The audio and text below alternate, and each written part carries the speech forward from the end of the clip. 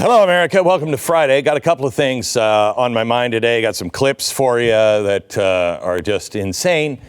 First, let me start with people freaking out about the banks. Okay, it's about 40% of the people now in America are saying, "Hey, I'm worried about my money in the bank." Don't worry about your money in the bank. That money, even if it's all gone and the bank burns down, as long as you don't have more than $250,000 in a bank, the FDIC, the Treasury is going to cover it. They'll print more money. And so you'll always get that money back. And that should feel very reassuring. I mean, the German people in the Weimar Republic, they got their money in wheelbarrows to buy a loaf of bread. But don't worry about the losing of your money. Worry about the loss of value with your money. Kind of an important thing. By the way, the government is doing a bang-up job. Big numbers today for jobs, up, I think, 253,000, which normally would be really good. Except that's why the Fed is raising interest rates. To stop companies from hiring more people, they really have to put more people out of work, so those people don't have any money to buy things, which drives the cost up of all of the products because there's too much money. So that should mean we get more Fed rates, which should mean more banks go out of business, which of course means the big banks, all owned by the Fed, they're gonna be our national bank. Who doesn't love this train? Now, let me tell you about Sweatblock, our sponsor. Unless you are French, and then you're like, oh my gosh, my aroma, it turns on all kinds of women. Ooh. I'm not a fan of natural body odor. It's why I live in the 21st century. I wasn't born at the wrong time. I couldn't have dealt with it. Now I live in Dallas, Texas. See, here it's hot in Dallas, but I'm in a sweater. Why? Because I keep it at a nice 62 degrees in the studio. When I walk outside, it's like walking into, a volcano. And that causes me to sweat. And never let them see you sweat. Worse than seeing, never let them smell your sweat. That's a bad one. Can be embarrassing. Protect yourself. There's an amazing thing called Sweatblock. It's Sweatblock wipes. They have the regular deodorant that you can, This is Sweatblock. So professional. This is a Sweatblock wipe. You wipe under each arm and you don't sweat for days. It is great. It's amazing. It is the first thing I've ever seen that really changes the game in deodorant and antiperspirant. I imagine, because I sweat a lot because I'm big and fat, some big fat Harvard doctor who kept making presentations with the big sweat tacos underneath his arms, he was embarrassed. He's like, good Lord, man, I'm a scientist. I can stop this. And he did. His solution is Sweatblock. Go to the address on the screen, sweatblock.com. Use the promo code BECK. Sweatblock.com, promo code BECK. Save 20% off now. Okay. Let's start with some clips. The big story next week is going to be the border. We're currently taking in, but it's completely secure, we're taking in about 2,000 immigrants per day. We've had 1.4 million people come in across the border just this year at this point.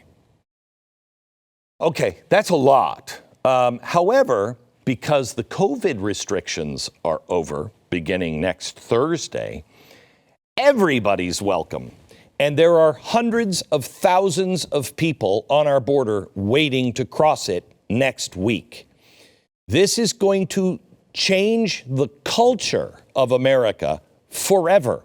Sure, we will probably have better Mexican food, but something tells me it's not a lot of Mexicans that are crossing over. So maybe your Guatemalan restaurants will be good. Brazilian will probably have some good salsa dancing classes coming our way. But I have a feeling even our Chinese restaurants, and if you haven't had Persian food, you're about to have some. Because it's not all Mexicans or people from South America. Our enemies are also sending people over the border. It's wide open. I want to show you El Paso. This is stunning. Here's what's happening as they just try to get something to eat.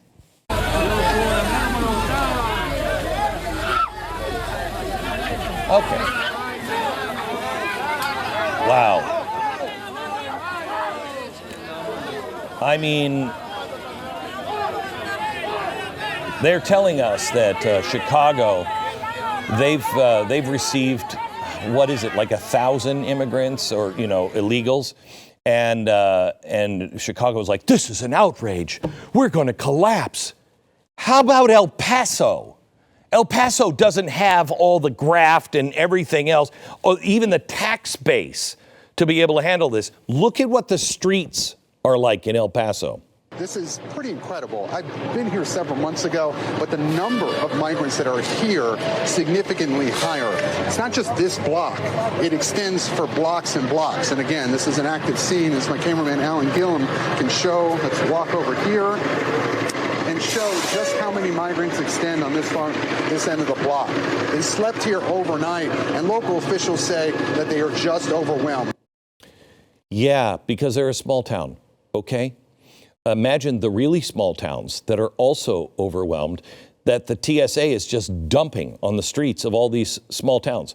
This will fundamentally transform Texas, I believe, as we know it, could be over by the end of the month. And I mean that in this way. I lived here in the 1980s, and Texas was all hats and boots. And it was fun, funny, different than any other state. I'm not a big fan of the homogenization of everything. So do you have a Gap in your downtown and an Ann Taylor? Oh, that's great. Well, now it's, do you have an empty building that used to be the Gap and Ann Taylor in your town? Yeah, we do too.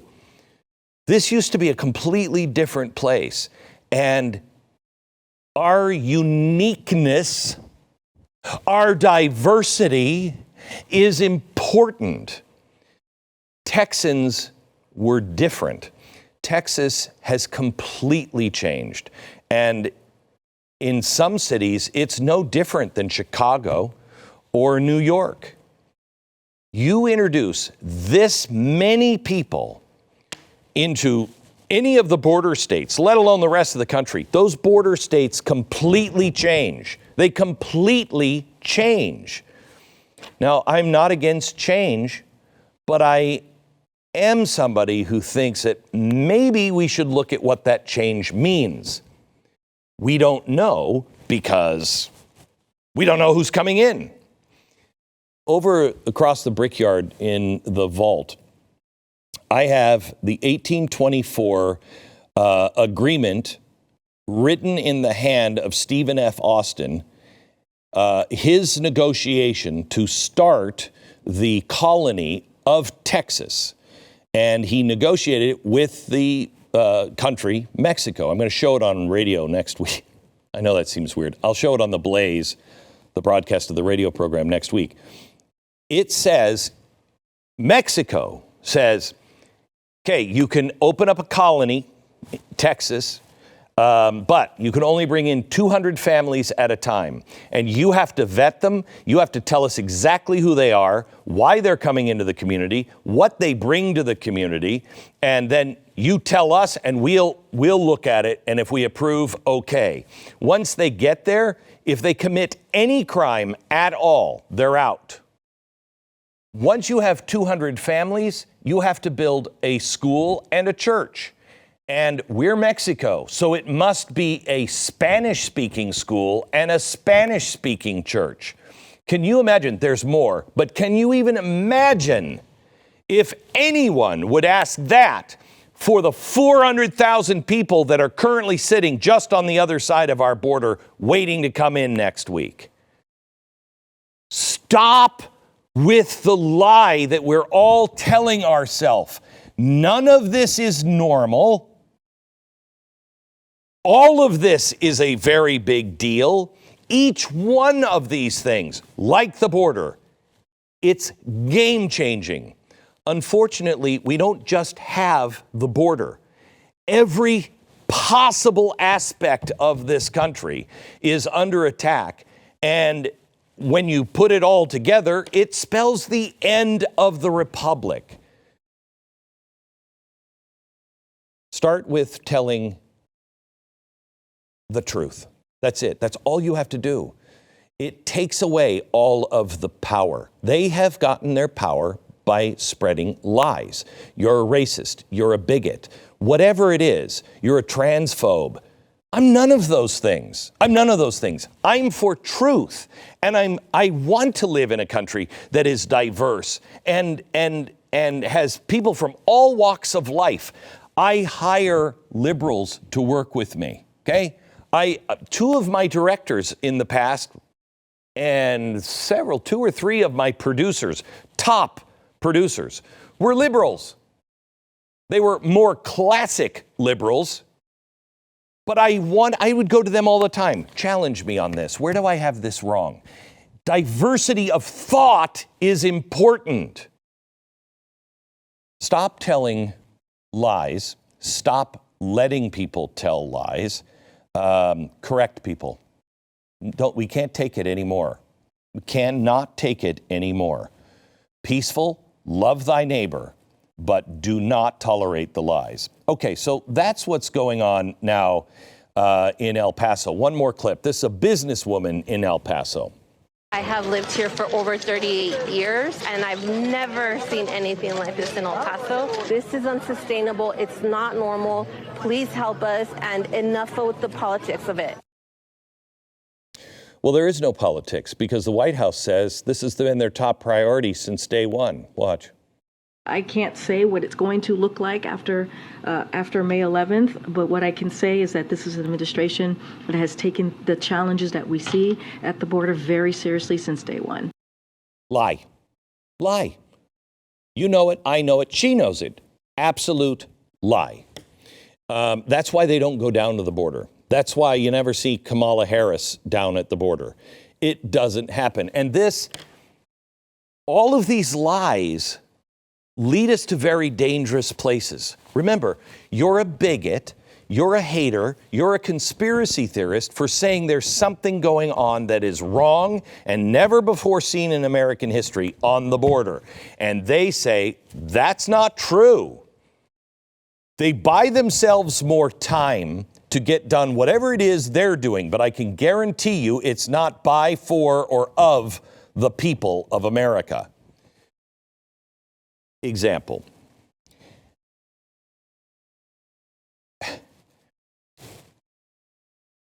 We have been told that so much is untrue and it's a conspiracy theory. But even the timing doesn't matter. You know, when I was saying, hey, illegals are going to get Medicare, Medicaid, they're going to have health care, and the health care bill has the loophole in it. They will exploit it for that, and then they will start rationing things because it'll be too expensive for the country, so they'll start rationing. I was a dangerous conspiracy theory, but at least it took 12 years for them to come back out and go, oh, okay, well, that's probably what's going to happen, okay? Now it doesn't matter. They will say in one sentence, we're not banning gas stoves. That's a conspiracy theory. And then what happens? This. But just like we had to go from long time ago, can transition from coal as your energy source. We do have to transition. There are clean energy alternatives. It's going to take time. And I want to make sure that New Yorkers don't get hit hard for the cost. So we're going to roll this out. But new buildings that are going up, they can go electric, they can do heat pumps. This is how you transition. Everything's transitioning right now. Beginning to hate that word. So we're going to make this transition. When did they transition from gas, natural gas is good, it's clean energy, to it's dirty and it must be destroyed? When? When did that happen? It's transitioning. And they lied to you every step of the way. And what are they saying? They're going to replace it with electricity. Where are the electrical power lines that will carry all of this new magical electricity? We don't have, our grid does not have the capability to put all of this stuff onto electricity, nor do we have the ability to generate that, especially if we're not burning coal. All of this will lead us to our destruction. And gang, it's right around the corner. Back to this in just a minute. First, let me tell you about our sponsor. It's American Giant. In the 1960s, another problem, 95% of everything that we bought for clothing was made here in America, okay? Today, 97% is made overseas. That is a complete and total reversal of the way things used to be. Now, I don't have a problem with that. I mean, I don't mind if we can get it cheaper and better, fine. But we've completely abandoned clothing, medicine, everything. We're the financial leaders of the world. Really? How's that working out? If this thing really falls apart, where are you going to get your clothes, your medicine, your chips? Where are you getting all the stuff? American Giant is a company that I just love. I know their founder and CEO really well. He is a common sense guy who just wants to help rebuild America. He really understands that, A, if we don't make stuff here, we're doomed. B, our communities are suffering. Why don't we bring some of these factories back in and employ people and retrain them? Because that leads to self-esteem, that there is something to good, honest, hard work every day. And especially when you make, like he's making now, the best hoodie you'll ever own, unless you have one that was made like in the 1960s, maybe your dad had one, and they just lasted forever and they were so great. Look at the crap that is now is a sweatshirt. They're crap. We couldn't even make those sweatshirts anymore because we sold all of the machines. He went and he got some of them back from Japan, fixed them, trained them, and now they're made at American Giant. You picked a great place to buy your clothes if you've picked American Giant. American-Giant.com/Glenn. American-Giant.com/Glenn. Go there now. Okay. New York has made a bold move to address the climate crisis, Yes. becoming the first state in the country to ban gas stoves, natural gas, and other fossil fuels in most new buildings. There is no doubt the science is showing us that those choices are heating up the planet at sort of a scary rate, all put together. Buildings account for about 20% of planet cooking carbon pollution as well. So this is part of a wave of electrification across the country. First of all, when they first said they were going to stop gas stoves, why did they say? Because it was an environmental hazard in the home, because children had a good chance, if they had asthma, of having those fumes, and then they were going to turn into, well, I was going to say they would transition into something else, but that's okay with the left now. Now it's that it's destroying the planet, and the arrogance of that guy. I mean, the science shows, and we all know, natural gas is not so natural. Oh my gosh. Oh my gosh. So we have the border, we have an energy crisis, but more importantly, we have a government of the people, by the people, for the people, violating the people, treating us like we are imbeciles, because quite honestly, we're acting like it. I mean, you'll see stuff on television. You'll be watching it. You'll be standing there. Maybe you're watching it on your phone, and you look over to somebody you know, and you're like, "Did you? No. Have you seen the new app on TikTok? It's amazing." We're going to get what we deserve, but it's all going to be good. In the end, it's all going to be good. Not going to be fun, but it will work out to our best. Now, you have a government that's out of control. You have a government that has signed on for the Great Reset, where they state openly, by 2030, you will own nothing and you will like it. Well, how does that work? Well, you're going to have to impoverish the nation. Fed's doing a good job of that. You have to get rid of property. How are you going to do that? Well, they're already talking about we need windmills and we need solar panels, and that's so much land, we're just going to need to seize it. Oh, is that what you're going to do? That's fantastic. Try this on for size. Here is the EPA administration defending land grabs.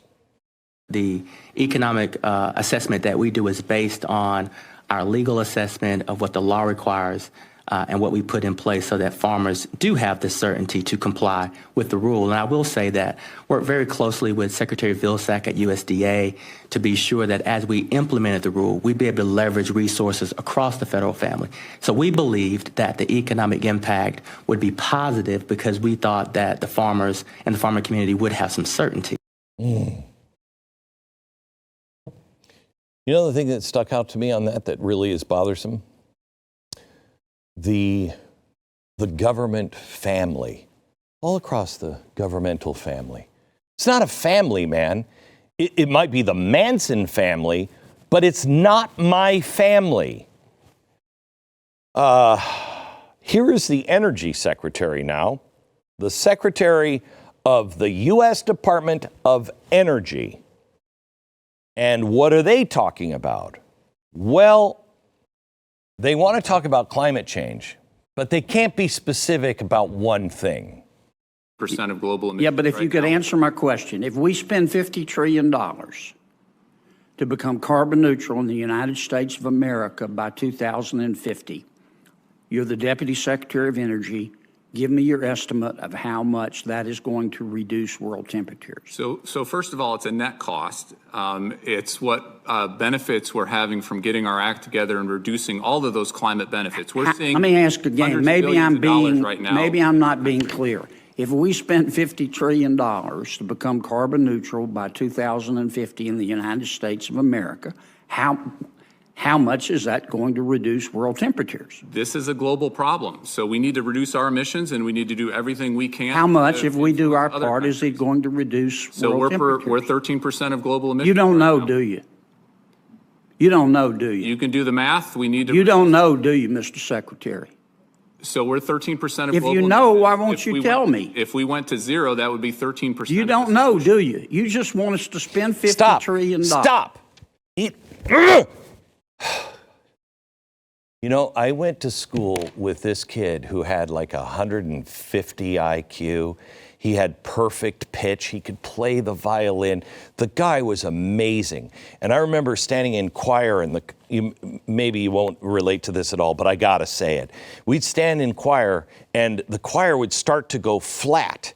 And it was like, he said it was like an ice pick in his ears. And he'd just have to sit down because he couldn't sing it flat. I feel your pain, Neil. I finally understand you, because all of this nonsense is like ice picks in my ear. If we stopped all of our production of everything right now, just stopped, where would we get all the stuff we stopped making? Answer: other countries. Unless all other countries like China are doing it too, it won't change a damn thing. You can't take these beautiful, blessed school buses that are all electric that Kamala is always going on about. You can't say we're going to reduce this by 200,000 tons of carbon emissions. That's what you're going to get, 200,000 tons. Meanwhile, China just announced they're introducing new power plants that will put 15 million. I always get confused now, million and billion, because million just doesn't sound like anything. Million tons of carbon into the air on a new power plant. And they're building tons of them. So it's not going to work. We're just committing suicide. How do people not understand this? How do people not see this? Honestly, it is, God, we're stupid. Well, let me ask you another thing. Sorry, while I'm on this rant and talking about stupid. Everything is falling apart, and I've done this a lot this week. Hey, looks like Gotham is being built in city after city in America. I'm expecting criminals to start wearing the big question mark suit. Because didn't you ever ask yourself while watching Batman, how do they not find that guy? He's pretty identifiable. This is how. I think those criminals could wear the big question mark suit or look like the Joker, and you'd never find them. Well, you'd find them in front of a judge, and the judge would say, hey, you're fine. Go ahead. No bail. We're building Gotham. People cannot defend themselves on the street. You want to switch places? I'd love to ask every single person on the progressive left that is for all of this get rid of the police stuff. All of these people that said we need to reimagine this, I want you to switch places with somebody who lives on the streets in Chicago. I'm sure that family would gladly switch places with you. Why? Because it's not safe for them or their children. You have used them and destroyed them and put them in danger. So, what do you now do? When, in some cities, the police won't come. Unless it's a murder, they won't come. Sometimes you'll call them, they'll come the next day. So what does the government do? They see it falling apart. It's of, by, and for the people. That's our motto. Of, by, and for the people, our government was established. So the people can't protect themselves because everything is falling apart top to bottom. What do? Are they empowering you? No. They're taking away your right to self-defense. They're taking away your guns. That's not of, by, and for the people. A responsible government would say, look, we are having real trouble. We want you to be very cautious. We want you to be safe. You need to take on some of the things that humans have always been required to take on. Like, you gotta work. If you break the law, you go after like a vigilante with a gun, we're going to arrest you. But we can't be there. So if somebody breaks into your house and you feel threatened with your life, you can shoot them. We don't like it, but that's the way it is. They're not doing that. How about schools? Schools are all breaking down. What are they doing? Are they of, by, and for the people? That government would say, you know what? Our schools are a mess. And our kids are right in the center of it. Look, we think we're doing the right thing, but these are your kids, your family, your communities.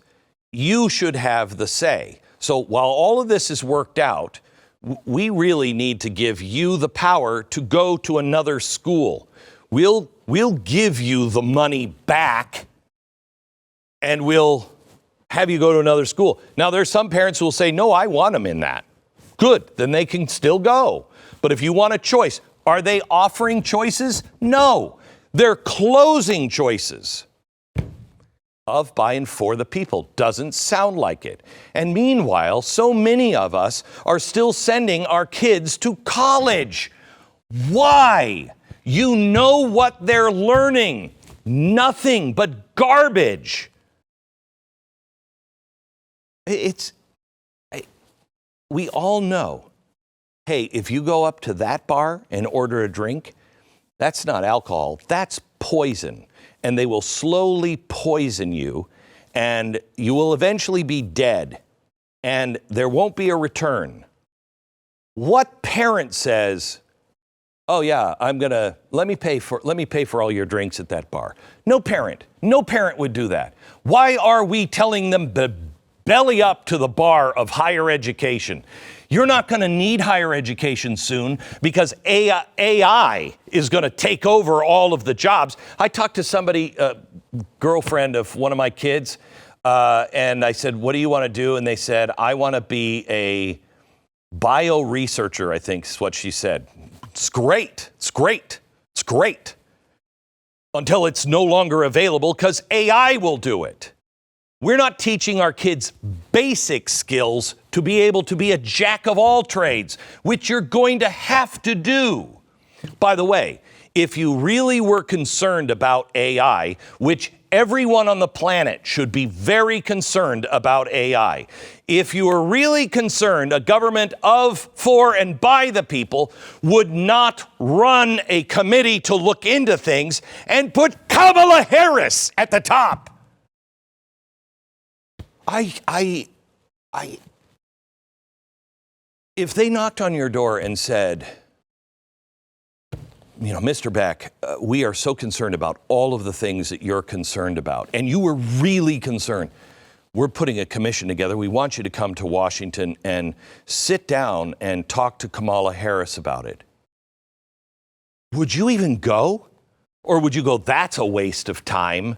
I don't think so, especially if you're talking to this numbskull about real stuff that most people can't even comprehend. Oh, Kamala's going to, okay, yeah. Yeah, let me take some time away from trying to prevent, put safeguards around the next Manhattan Project by 10 that is running at a much faster speed. Let me go spend a few days with Kamala Harris instead of at the lab trying to figure out how to protect people. Okay, I'm sorry.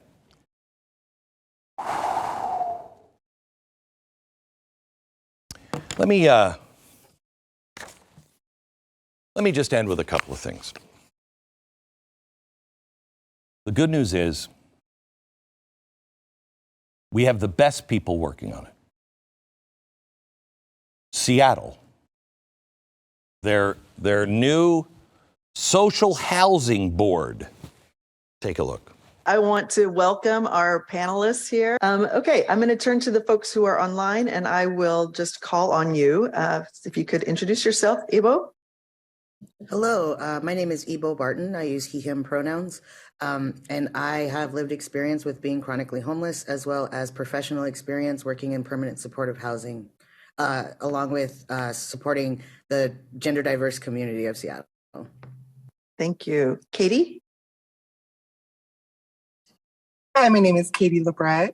I am a trans woman who lives in Seattle. I have experience with working with youth, young adults, like, the younger generation of us. Mm-hmm. I also have lived experience with being homeless as well and navigating the systems. Thank you. Devin. Hi, my name is Devin Fortunate. I'm one of the board members appointed by the Seattle Renters Coalition. I am a lifelong renter, or renter for my whole adult life. Professionally, I am a Head Start teacher, so I work with low income and largely immigrant families. I have also had a lot of experience living in homes with unsafe conditions and poor maintenance, and have that piece of lived experience. I am also a member of the Party for Socialism and Liberation and the Answer Coalition.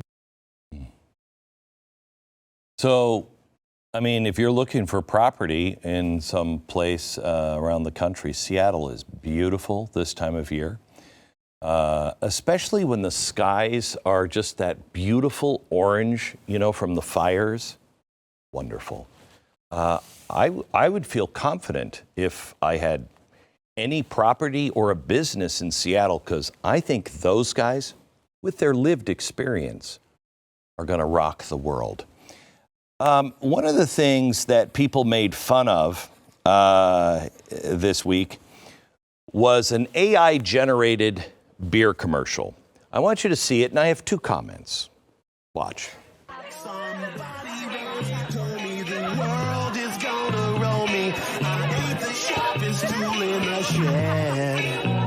She was looking kind of dumb with her finger and her thumb in the shape of an L on her forehead.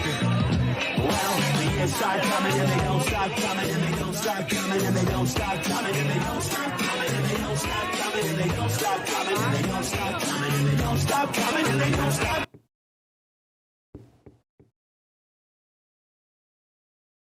In today's world, that makes perfect sense.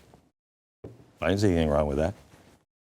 Today's world, the bottles wanted to be cans. They were in the midst of transition.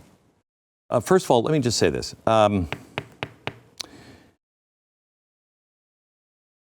That was somebody saying, make a beer commercial with people around in their backyard. Do you realize how amazing that is? To even get that close. No one in Washington could get that close. That's a machine that produced all of the images, everything. And we're laughing at it. We're not laughing at the Seattle Housing Committee or whatever the hell. No, those guys are to be taken serious. But this amazing feat of AI, as bad as it is, you know, well, let's make fun of it a little bit more. My last comment on this.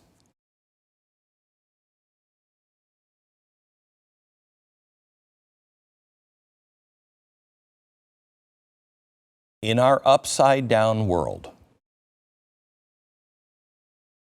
all of the images of the bottles and cans that morphed from a bottle to a can and from a can to a bottle with 2 guys sucking on each end of it,